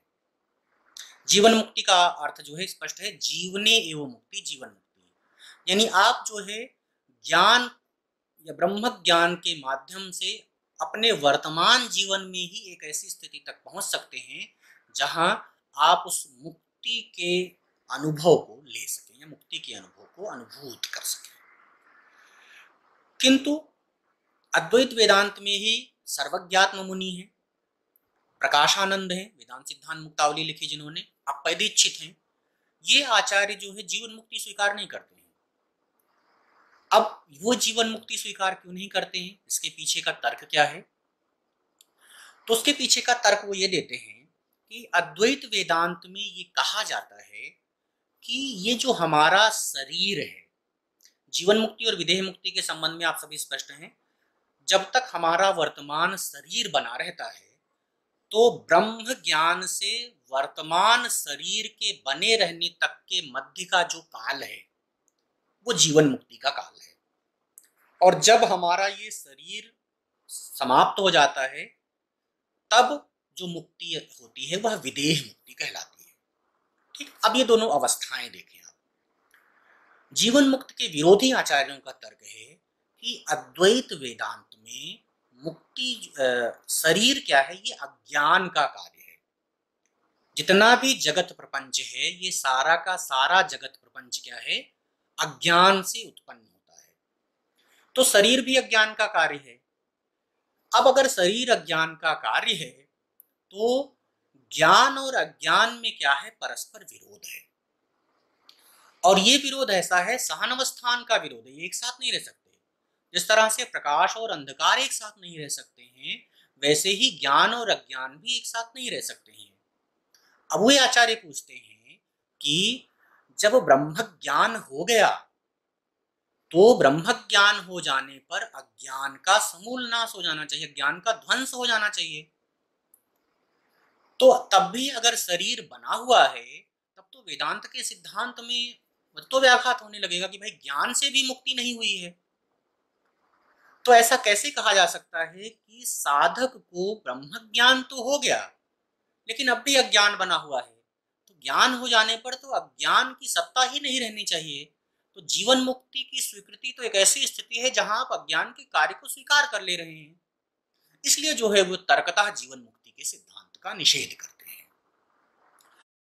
किंतु जो समर्थक आचार्य हैं, जिनमें शंकर भी हैं, शंकर अपने ब्रह्मसूत्र भाष्य के चौथे अध्याय में, जिसका नाम फलाध्याय है, वहां स्पष्ट रूप से जो है जीवन मुक्ति के सिद्धांत की स्थापना करते हैं। उन आचार्यों का जो तर्क है, उन्होंने जीवन मुक्ति की स्वीकृति के लिए श्रुति का भी समर्थन दिया है, तर्क का भी आश्रय लिया है और दृष्टांत का भी आश्रय लिया है। पहले श्रुति को देखते हैं। दो श्रुतियां आचार्य शंकर उद्धृत करते हैं, या परवर्ती वेदांत की परंपरा में भी ये उद्धृत की जाती हैं। पहला जो है छांदोग्य उपनिषद की श्रुति है, तस्य तावदेव चिरम यावन्न विमोक्षे अथ संपत्से। यानी वो जो आचार्य है जिसको ब्रह्म ज्ञान हो चुका है, तावद एव चिरम यावन्न विमोक्षे अथ संपत्से, उसके लिए उतनी ही देर है जब तक कि उसका शरीर बना हुआ है, और संपत्ति से जैसे ही ये विदेह शरीर छूटता है तो वह सत संपन्न हो जाता है, यानी ब्रह्म से ऐक्य को अनुभूत कर लेता है। अब शंकर कहते हैं कि देखिए यहाँ जो चिरम पद का ख्यापन किया गया, तस्य तावदेव चिरम, ये स्पष्टता बता रहा है कि इसमें उस समयांतराल की बात की जा रही है जितने समयांतराल तक साधक जो है वह इस शरीर को धारण करता किए रहता है और उस अवस्था में भी जो है मुक्ति का अनुभव कर रहा है। तो इसलिए जो है ये जीवन मुक्ति को उद्घोषित करता है, द्योतित कर रहा है। दूसरा श्रुतिवाक्य जो है कठोपनिषद का है, विमुक्तश्च विमुच्यते। अब विमुक्तश्च विमुच्यते कह रहा है कि मुक्त ही मुक्त हो जाता है। तो ये तभी संभव है कि जब हम उस विदेह मुक्ति से पहले भी एक मुक्ति की अवस्था स्वीकार करें, तभी ये श्रुति संगत होगी। तो इसलिए जो है वो विमुक्तश्च से जो है जीवन मुक्ति का अर्थ लेते हैं।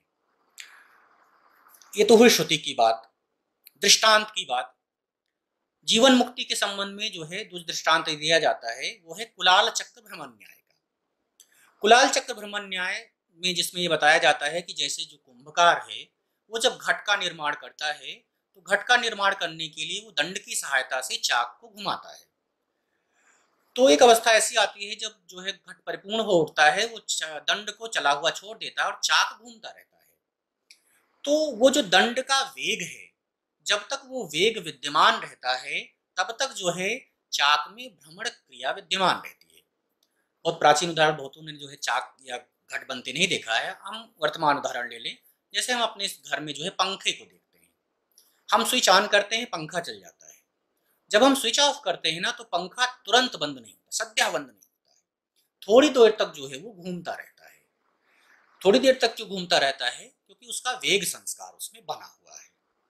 तो वैसे ही जो है वेदांती भी कहता है कि भाई जब आपको ज्ञान हो जाता है तो ज्ञान होते ही सद्य जो है वो विदेह मुक्ति नहीं हो जाती है।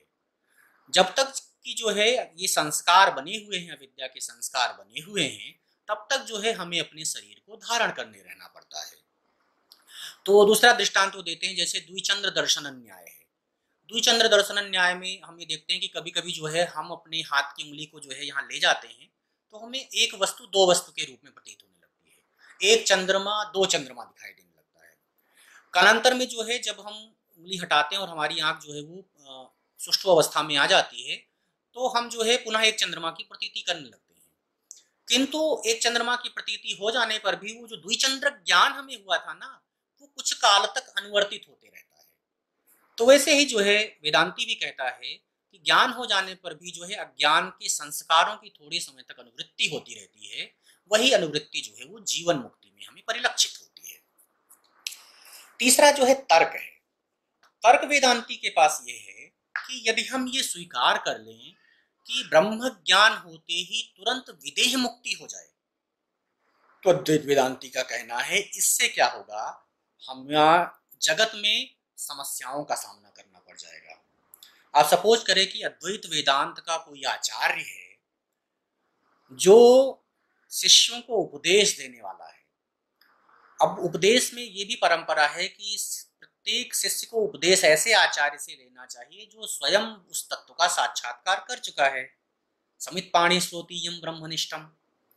अब अगर वह ब्रह्मनिष्ठ आचार्य ब्रह्म ज्ञान होने के उपरांत तुरंत विदेह मुक्त हो जाए तो फिर अद्वैत वेदांत की आचार्य परंपरा ही समाप्त हो जाएगी। कोई भी उपदेश करने के लिए आचार्य ही नहीं बचेगा, क्योंकि जो भी ब्रह्म साक्षात्कार या ब्रह्मानुभव कर लेगा वो तो तुरंत विदेह मुक्त हो जाएगा। तो परवर्ती शिष्यों को उपदेश कौन करेगा? तो परवर्ती शिष्यों की भी उपदेश परंपरा बनी रहे, शास्त्र के संरक्षण की उपदेश परंपरा बनी रहे, इसके लिए यही तर्क संगत है कि हम जीवन मुक्ति के सिद्धांत को स्वीकार कर लें। दूसरा जो है तर्क है उनके पास श्रुति निषेध का तर्क। ऊपर जो श्रुति वाक्य पढ़े गए हैं, यानी विमुक्तश्च विमुच्यते या तस्य तावदेव चिरम, ये भी तभी सार्थक होते हैं जब हम ऐसा मानते हैं। अब जीवन मुक्ति और विदेह मुक्ति में अंतर क्या है या उसका वैलक्षण्य क्या है?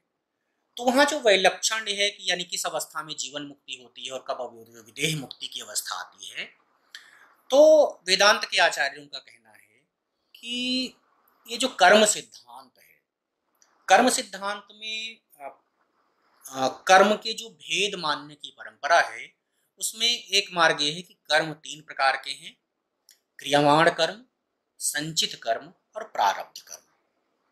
तो कर्म में किसी भी तरह का स्वरूप भेद नहीं है, ये कर्मों के अवस्था विशेष के आधार पर नाम है। क्रिया तो एक ही प्रकार की होती है। इनमें भेद कैसे है? तो क्रियमाण कर्म जो है वे कर्म है जो कर्ता जो है वह क्रिया अवस्था में करता है।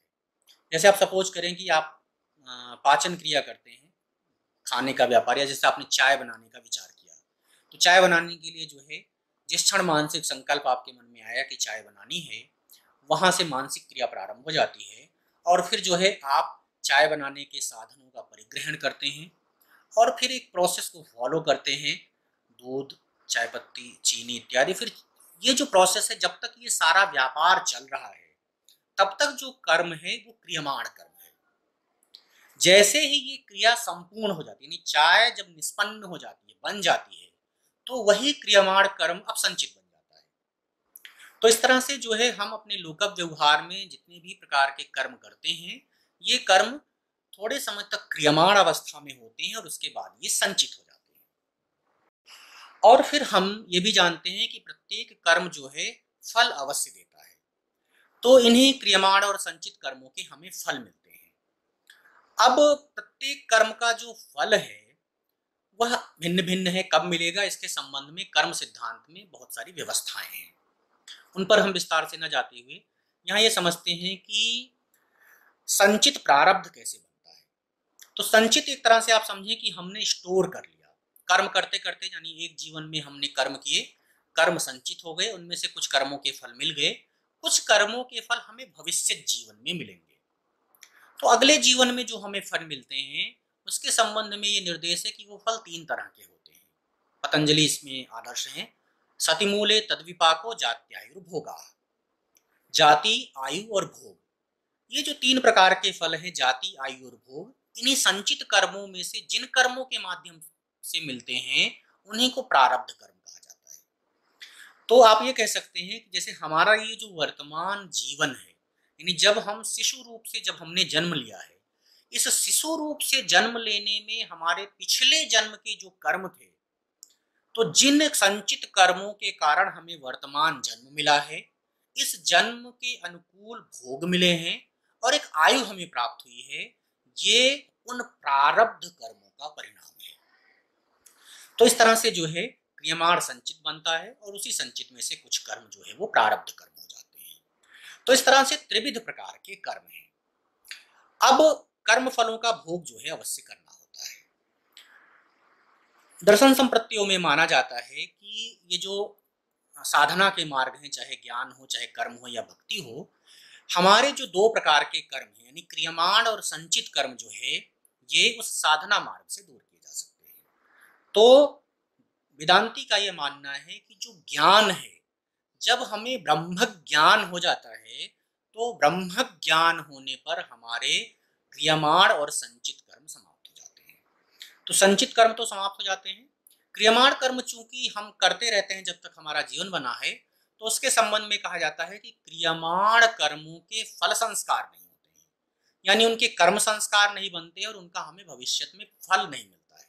तो संचित कर्म दग्ध हो जाते हैं, जल जाते हैं। ज्ञानाग्नि सर्वकर्माणि भस्मसात कुरुते, अर्जुन भगवद गीता में कृष्ण ने कहा है।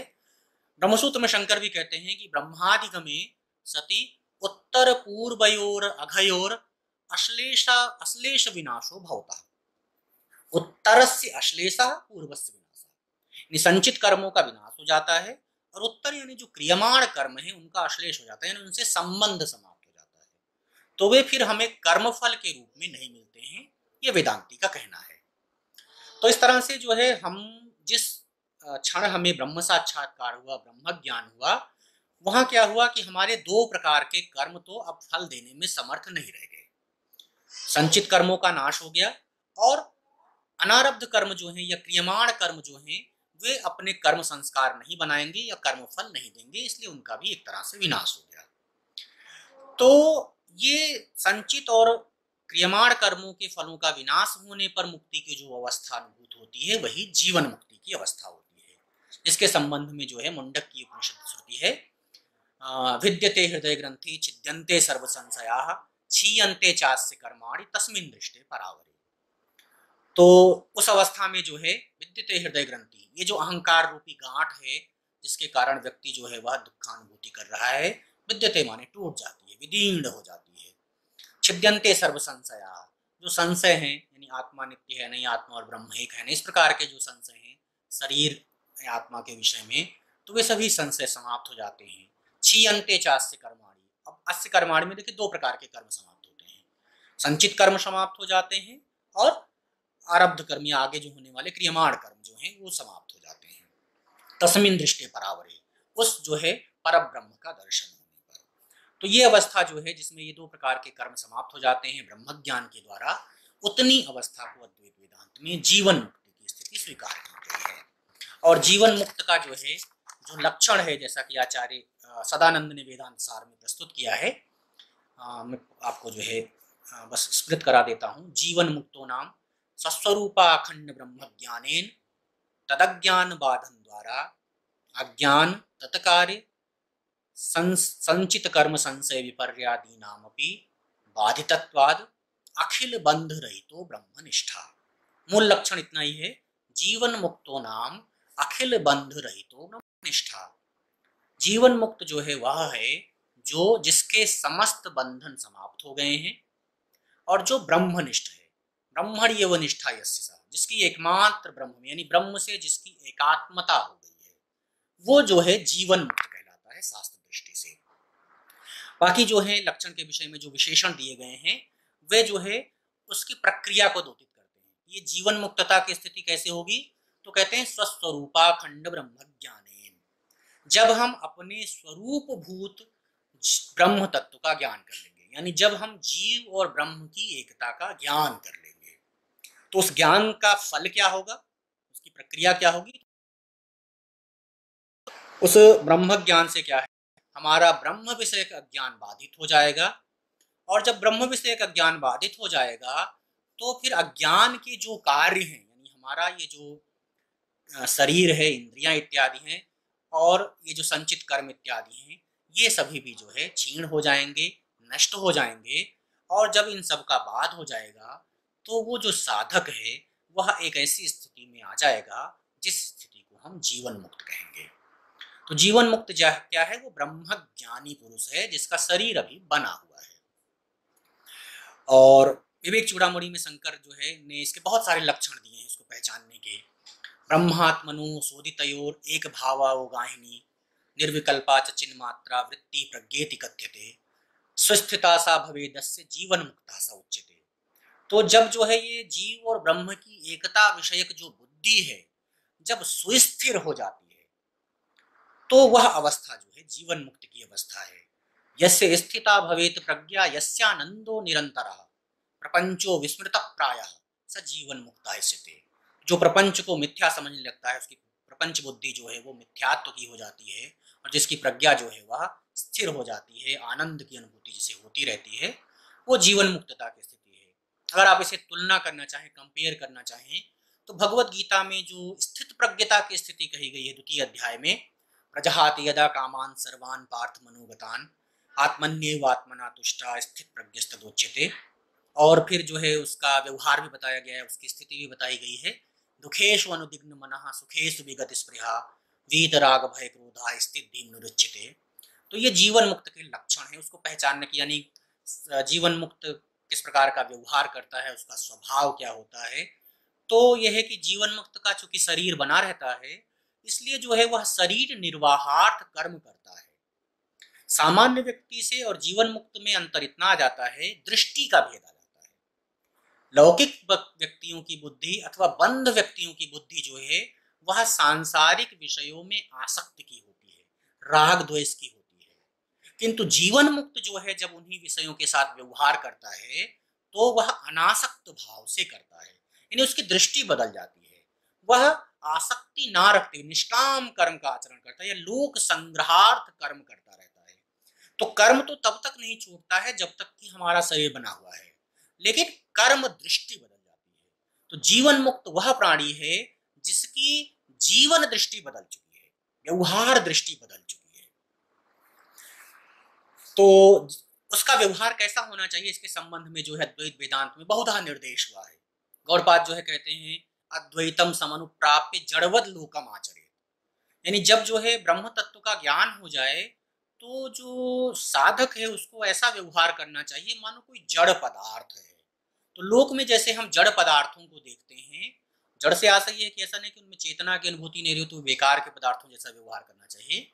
उसके पीछे का जो तात्पर्य उनमें निहित है कि जिस तरह से जो जड़ पदार्थ हैं ये चेतन सत्ता को अपना स्व समर्पित कर देते हैं बिना किसी प्रकार का लोभ मोह राग द्वेष प्रदर्शित किए हुए। तो ऐसे ही जीवन मुक्त भी जो है लोक संग्रह के लिए, समाज कल्याण के लिए स्वयं को आदर्श के रूप में। तो अद्वैत वेदांत में जीवन मुक्ति की अवधारणा जो है एक आइडियल है, एक आदर्श पुरुष की अवधारणा है जिसको उदाहरण रूप में गृहीत करके अन्य जितने भी व्यक्ति हैं, अन्य जो साधक हैं, वे भी उस मार्ग का अनुसरण करके उस स्थिति तक पहुंच सकते हैं। तो इस तरह से जो है उसके व्यवहार की बहुधा प्रशंसा की गई, कैसा व्यवहार होना चाहिए। निस्तुते निह नमस्कारो निह स्वधाकारे च चलाचल निकेतश्च यतिर्यादृच्छिको भवेत। इस तरह से जो है यदिच्छा लाभ संतुष्ट हो जाना चाहिए।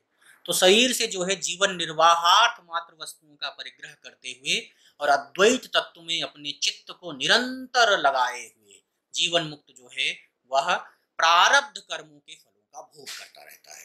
क्योंकि प्रारब्ध कर्मों के विषय में ऐसी व्यवस्था है कि प्रारब्ध कर्म जो है किसी भी ज्ञान से, किसी भी कर्म से, किसी भी भक्ति से समाप्त नहीं होते हैं, उनका भोग करना पड़ता है।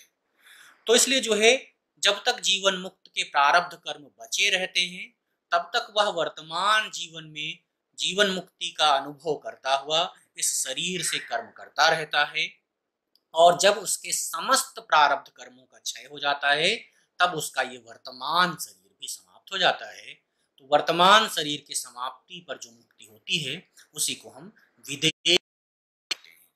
तो जीवन मुक्ति के पश्चात जो है प्रारब्ध कर्मों के फल का क्षय होने पर विदेह मुक्ति की स्थिति आती है। प्रारब्ध कर्म जो है इनके विषय में अद्वैत वेदांत का ये निश्चित तर्क है कि ये इतना बलवत्तर होता है कि इसको ज्ञान भी जो है वह समाप्त नहीं कर पाता है। ज्ञानोदयात पुरारब्धम कर्म ज्ञाना न नश्यति अदत्वा स्वफलम लक्ष्यम उद्दृश्योत्कृष्ट बाणवत। उसमें दृष्टांत भी देते हैं कि जैसे कोई बाणधारी पुरुष है, धनुषधारी पुरुष है, वह जब किसी लक्ष्य पर संधान करके बाण का प्रहार कर देता है तो फिर जैसे उस बाण को वापस नहीं लिया जा सकता है, वैसे ही जिन प्रारब्ध कर्मों ने अपने फल देना प्रारंभ कर दिया है अब बिना भोग के उनको समाप्त नहीं किया जा सकता है। तो भोग ही उसकी एकमात्र नियति है। इसलिए जो है प्रारब्ध कर्मों का भोग करना पड़ता है। जब तक ये प्रारब्ध कर्म बने रहते हैं तब तक जो है वह जीवन मुक्त अपने शरीर से व्यवहार करता हुआ उस जीवन मुक्ति का अनुभव करता है। और जब समस्त प्रारब्ध कर्म क्षीण हो जाते हैं तो वह विदेह मुक्ति की स्थिति को प्राप्त कर लेता है। तो इस तरह से जो है अद्वैत वेदांत में, संपूर्ण वेदांत दर्शन में तो मुक्ति मीमांसा नहीं हो पाई समय अभाव के कारण। अद्वैत वेदांत में मुक्ति की क्या स्थिति है, इसको जो कुछ भी मैंने गुरुजनों से, पुस्तकों से, शास्त्रों से पढ़ा है, सीखा है, वो मैंने जो है आपके समक्ष रखने का प्रयास किया। और अंत में जो है मैं संयोजक मित्र राजकुमार जी को, तो मित्र को धन्यवाद भी ज्ञापित नहीं करना चाहिए, फिर भी जो है उन्होंने ये अवसर दिया कि मैं जो है इस तकनीकी की सहायता से, फेसबुक लाइव की सहायता से आपके समक्ष अपने कुछ विचार रख सकूं। इसके लिए जो है मैं उनकी भूरी भूरी शुभाशंसा करता हूं। संस्कृत शौर्यम के माध्यम से वे जिस तरह से जो है संस्कृत भाषा एवं साहित्य की समृद्धि के लिए निरंतर प्रयत्नशील हैं। ईश्वर से यही प्रार्थना है कि वे जो है अपने इस कार्य में निरंतर इसी निष्ठा और दायित्व के साथ लगे रहें। धन्यवाद।